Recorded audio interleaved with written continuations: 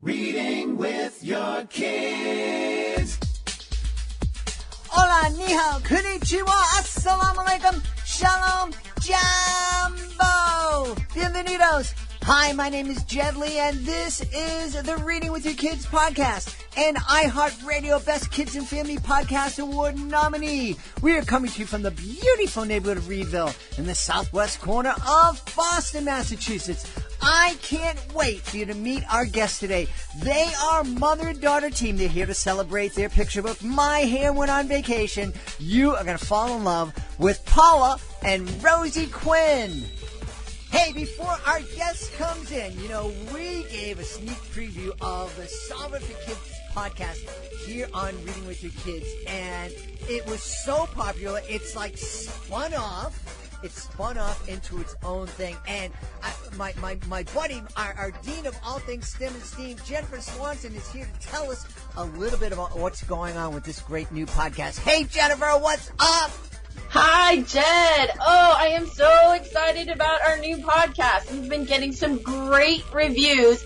Everybody wants to find out what's going on and meet and listen to some of our scientists and engineers. We have done how do you map an underwater forest? Yeah. We have done how do you cut a person in half safely, of course. Yep. Mm-hmm.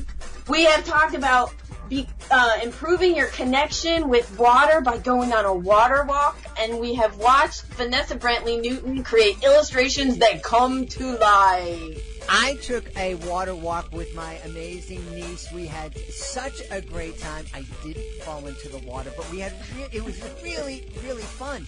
And I love the fact that all of our guests are giving our wonderful listeners challenges, really fun challenges that they can do together as a family. And that's so cool. Hey, tell everybody where they can find Solve It for Kids, because it's not on the Reading with Your Kids podcast. It's its own thing. So please, if you want to keep listening, go over to iTunes and Apple Podcasts and subscribe. And you can download all 4 of the first episodes that we have, plus listen to all the new ones we have coming out. You can also find on Stitcher Radio and, of course, through our website, solveitforkids.com. Jennifer, thanks so much. Thanks for letting me be part of this awesome, awesome, awesome podcast. Well, we make a great STEM team, don't you think? Absolutely, absolutely. All right, join us over at solveitforkids.com. Man, I am so excited. This is going to be an absolutely amazing interview here. Our guests are coming to us from the beautiful city of Chicago. They came together to co-write My Hair Went On Vacation. My hair went on vacation a long time ago, but I think for a different reason. Please welcome to the show, Paula and Rosie Quinn. Paula and Rosie, how are you? Good, how are you? I am awesome. That voice that was filled with energy, and boy, if you could see the smile that I'm looking at right now, you would be so delighted. That is the voice of Rosie, and she is the younger sister of Paula.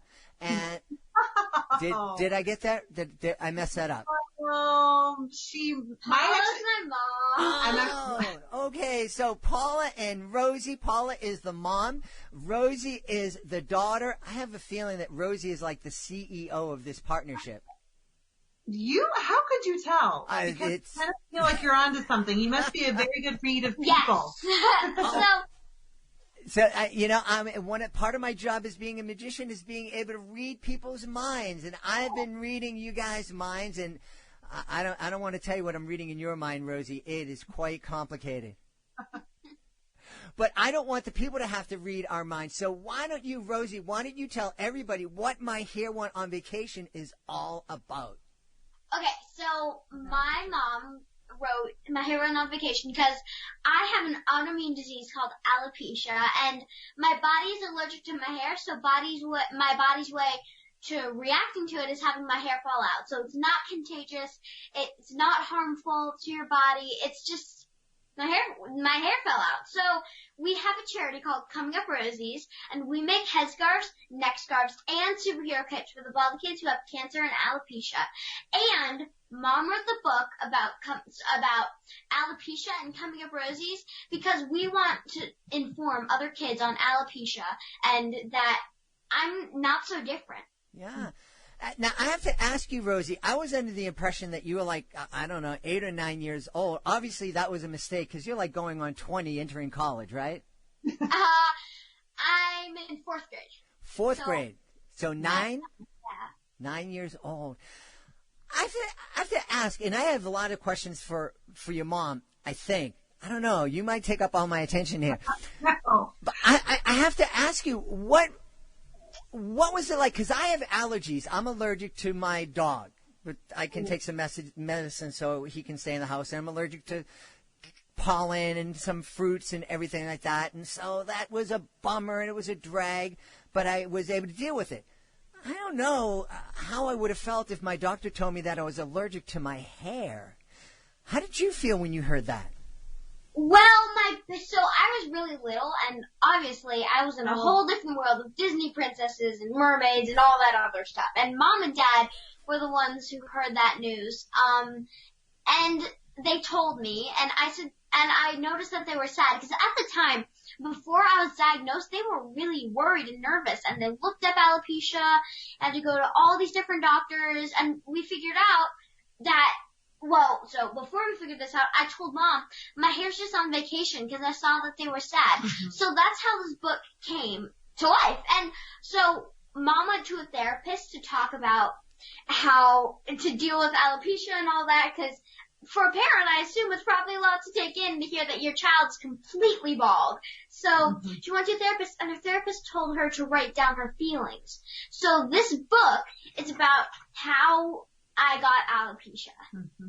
And so I guess, Paula, the question, how did Rosie get alopecia? Is it something that you can catch, or is it something she was born with? No, she's asking me, I think. Okay, but can I say, you cannot catch alopecia. It is grown in your body, sort of like cancer, except for it's not harmful. You can take medicine like steroids, but there is like steroids to help your hair grow back, but there's no cure yet. And we have, believe me, we have talked to the FDA and we have tried to pass bills about insurance companies trying to pay for wigs because they're about $1,000 or $4,000 a year because kids' heads are growing. Mm-hmm. So, but the FDA said that there's no way. Mm-hmm. Wow. Digress. But anyway, to answer your question, I don't remember what your question was. What was your question? I'm sorry. Is alopecia, now, Rosie answered one half of it. You can't catch it. But so is this something that Rosie was born with? So Rosie was diagnosed when she was 2.5. Okay. So at the time, it's an underlying condition. It's an autoimmune disease. So there can be at any point in your life, if you have the genetics for it, there could be some sort of trigger, whether it's environmental, whether it's physical. Sometimes high fevers can kind of trigger it to kind of present itself. So for Rosie, I guess she's always had it. She was predisposed to having alopecia. It just happened to present itself at the same time when I went back to work after our second daughter was born. I had a very long maternity leave at Google. It was 6 months, and when I went back to work on the 6 months and 1 day, Rosie had a very tough transition. And to the point where she was screaming and clutching my leg and saying, "Mommy, don't go. I don't want you going to work." And this went on for about 2 weeks, her frustration and crying. And throughout that 2-week period of time, I noticed there was a little bit of hair, a patch on the top of her head that was falling out. And I remember after the bath one night, I asked her, "Rosie, are you pulling out your hair?" And she's like, No, Mommy. And I thought that maybe she was stressed out, pulling out her hair. Subsequently, within another week, it was basically the whole crown of her head. The hair was gone. We'd walk inside her bedroom in the morning. We'd see curls just on her pillowcase. And so I said, okay, you know what? This is not stress. She's not pulling it out. I need to call the doctor. So I called the doctor. He brought us in. He took one look and he's like, "Oh, she has alopecia." And I was like, "Well, what is this? We're Italian. We have no hair problems. We have probably the opposite, too much hair." And he says, I know you work at Google. He's like, do not Google it. It might scare you. And so, of course, what's the first thing I did when I went home? I Googled it, yeah. Of course. So a week or two later, he got us in to see a specialist. You see a dermatologist, for this disease. And a dermatologist, he's a skin doctor. So for those of you who don't know, he, whenever I go there for my daily checkup, just to see, he talks to me about, what sunscreen are you wearing? Cause, he wants to know that my head is protected. And just a daily checkup, he looks at, my nails and everything. And by the time we went to see the specialist, I remember sitting in the room. He came in, and by this point, Rosie had no hair. She was completely bald. And he basically kind of, took all of our questions and, of course, is like, is there a cure? Are there treatments? And he said no to both. He's like, I wish I had a crystal ball. I have no idea how it's going to run its course. In some cases, the hair grows back. In some cases, it stays out forever. But we just, there's some treatments that we can do that are kind of safe, because she was 2 at the time, which was a steroid and some shampoo, and he just kind of sent us on our way. But what was the unsafe ones for adults? And there's a lot of, steroid injections into your scalp. Ooh, that must hurt. So, which is obviously, we just decided, and at the time, and still at the time, Rosie was 2.5. She did not care that she was bald. She wasn't phased. I think my husband and I were more upset about it, hence me going to therapy, about her being bald. And I couldn't keep a hat on her. She didn't want to wear a wig. I was just focused on every single fish tank I saw, because I was in love with fish. If I saw a fish tank, and I was like, fish, fish, fish. And then I want a goldfish. So I guess I have to ask Rosie, I guess maybe an obvious question. How did kids react to you? Well, so I started noticing about around the age of 4 that kids are starting to point and stare and ask if I was a boy or a girl. And I was wearing pink at the time, so I was like, can't you tell? I'm wearing pink. And it's summertime and I'm wearing sandals. And you should probably be able to tell that I'm a girl. And so my mom would tell me to inform them and to not hide, because they don't know. How are they supposed to know when you just walk into Starbucks and they're like, why are you bald? So, and some parents would reprimand mom and they would be like, why aren't you covering up your child? And honestly, I was too busy talking to their children about alopecia to notice. And mom just say thank you for the kind information, even though inside she felt really angry. Yeah, it was hard to navigate that, because I think people meant well. And I mean, children, they're curious. So it wasn't because they were trying to be mean-spirited. And most kids, if they see something, they'll just say it, and they don't really have a filter. But I struggled with trying to be graceful and, appreciative of people caring, without, feeling obtrusive. You know what I mean? It was a hard balance, and I didn't want Rosie to feel like she was weird or a freak, because I feel like people were always commenting, and to this day, we get asked once a day, and it can be hard, and I think that it taught us a lot about empathy and acceptance, and just, trying to redirect that negative attention into something positive, which I think kind of was why the charity started. And bullying happens. It's normal in children. Today, I got picked on because of the book mom wrote.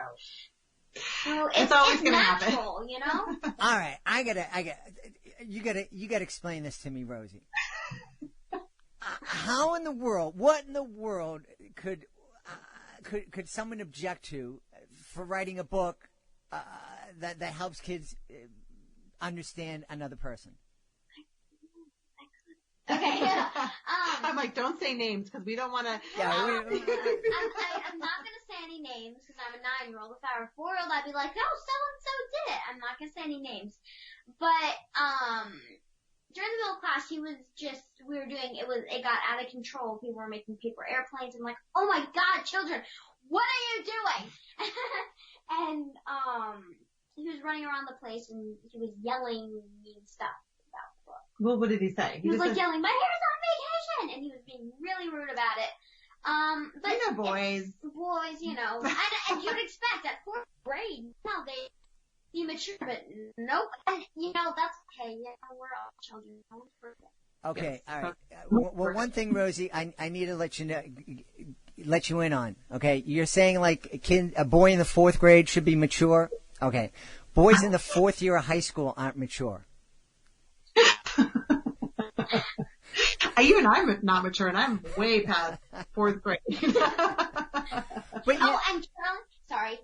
I was going to say you make a good point because I don't know about this young person, but kids do a lot of times. Kids will make fun of something or they'll lash out because they don't understand it because it's different, because it's something that makes them feel afraid.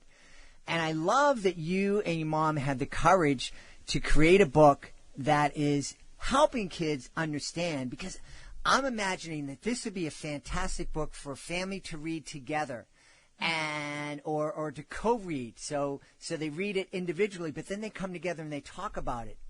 Because this is a great way to help kids and also adults, because adults can be really dopey too sometimes, and to help them understand that everybody has their issues, and some issues are like right out there. Like, hi, I'm in 4th grade and I'm bald. You can't hide that. There are loads of people that are able to hide their differences or their challenges. And I think one reason that kids bully is because they see your challenge and it reminds them that they have this thing inside that they're not feeling good about. So they say, well, I'll try to make myself feel better by making Rosie feel lousy. I really agree with you, Mr. Jed. And also, I really think that kids also bully because they're jealous. They're jealous that you're different, and they're jealous that you have something that makes you special. And I guess that sometimes it makes them feel better about themselves by bullying, and that's not the right way. Mm-hmm. You know, we should never be rude to anyone about the way they look. And you know, one of the things that I found, Rosie, is that it might make them feel better for like a half a second, but afterwards it makes them feel lousy. It's like eating something that's not good for you. It's like, oh, in the moment, this is pretty cool. Oh, I don't feel good. Yeah, and you know, Karma. Karma. Oh man, but you did bring up a really good point. It's a talking piece, and to the point, our book at the end has a teacher's guide about how to present differences, not just Rosie's baldness, but this could be my leg went on vacation, my heart went on vacation. There's a lot of children who have physical differences, and in the back of the book it has a nice guide for a self-portrait activity for the children in school, in the school setting, to kind of celebrate their differences and draw a picture of themselves and their difference, and talk about it. So it's something that it can be a positive experience and not something where it's negative. And like you said, everyone has a difference. Some differences are inside, and some are outside. So, yeah. I'm wondering, Paula and Rosie, you have this beautiful book, and it's. Do you ever sit down and think to yourself, there are hundreds, thousands of families who are going to be reading this, and their lives are going to be changed by Paula's words in your story? Do you ever think about that? No. Now that you said that, I'm like, ooh, yeah. I'm like, do I really want? Humbling. Like, I don't know. This is just like so hard. Wow, she's speechless. I can't believe it. There are like thousands of kids who are gonna read this book. I'm like, I got only like 9 kids about today. 9. Well, I hope they get something from it, and I hope it helps Let's hope them. Amazon reaches them at any destination. But I hope the message is that it makes children feel that they're not alone, and being unique is okay, and it should be celebrated, and people should be proud of their differences and not ashamed. So if this helps maybe 1 or 2 children, maybe 1,000, it makes us happy, because I've seen Rosie's journey, and I've seen how she was happy and then she was sad, and then her headscarf made her feel happy again. I've seen it work. And I just hope that other children can find that happiness and smile again. And this might feel weird for those kids who have alopecia, but like, this might sound weird, but I personally think school is like my safe spot, because I know that none of the kids are going to be mean to me. And today, is a good example, but I normally know that no one's going to be mean to me because, like, they're informed enough. I've been at that school for 5 years. I haven't moved. And they're used to me now. They treat me as a normal person. And I am. Truly I am. It's just, I don't have any hair. And that's all. It's not like I have no leg, or it's not like I have no arm. And for those of you who don't have any legs or arms, that's A-okay. That doesn't mean that you're different from anyone else. I was wondering, Rosie, now today, so you have all these friends who've known you. They've known you for their life as having no hair, and they accept you, and they love you, and they see what a great, fun, amazing person you are. Now, when this kid was going around being, well, we'll be kind to him, not showing his best self today. Did anybody stand up for you? Did anybody say to him, "Hey, dude, chill out"? I don't think they heard. Honestly, the fourth grade gets really crazy sometimes. So we're not going to mention the name of the school either. But if now let me ask this a different way. So when that kid was doing that and you were feeling bad about it, and maybe you were feeling kind of isolated when he was doing that, if one of your classmates had stood up and said, "Hey, dude, stop," would that have made you feel better? It would have, but honestly, I know that only I can solve that if no one else is going to. And if the teachers get to him, boy, is he going to be in trouble. But I think the main thing for Rosie is that these experiences, even at school that she's known with these kids for 5 years, don't stop. And whether it's out of, being silly, or if it's because they're truly mean or whatever, they're always going to happen. But I think the important part for Rosie, what she learned today, is being resilient. That you got to have a tough skin, and it's hard. Like, I think at the time she didn't really want to say anything, but just try not to be an easy target, because if you are, then they're going to bully you a lot. And no pressure to those of you who aren't confident. Like, I get that, but sometimes you just gotta do what you gotta do. So, like, if someone's mean to you, be kind to them back, which is what we were saying. Kill them with kindness. If someone's mean to you, be kind to them back, and that'll get them really angry, because I've used that before, and that has worked like the dickens. I am telling you. But as you can see, Rosie's very confident, and she still gets bogged down. So anyone, I really do feel for those children who don't even have an ounce of confidence and are very sad and ashamed, and even for Rosie it's hard. So we get it. It's hard. It's hard. Those kids who rely on wigs, go ahead, rely on wigs to help you, but only you can make yourself confident. No one else can help you, because you choose to be happy all day, you choose to be sad all day about the way you look. Well, I mean, I have nothing to say after that, man. I just want to, I really love what you just had to say about wigs and about what makes you happy. And yeah, it does. The outside stuff isn't going to make you beautiful. There is no, and I mean this sincerely, Rosie, there is no wig, there is no headscarf, there is no dress that can make you any more beautiful than you are right now. That smile, that confidence, that joy that you are exhibiting, that you are radiating, and you're like a radiator. It's like beaming on. There's no way someone could be sad if they're sitting in a room with you. I'll tell you, sorry, I didn't interrupt. Oh, no. I'll tell you the radiator. My sister, if you sleep with her, do not get close to her, because she is extremely hot on the sheets. Oh, boy. Well, I get so sidetracked sometimes. Well, we need to find out where folks can go to find out more about My Hair Went On Vacation, and also to find out about this charity that you guys started. Yeah, you can find all of our information at comingofrosies.com. You just search it, and yeah, we have a trademark, so I don't think anything else will come up that look similar to get you confused.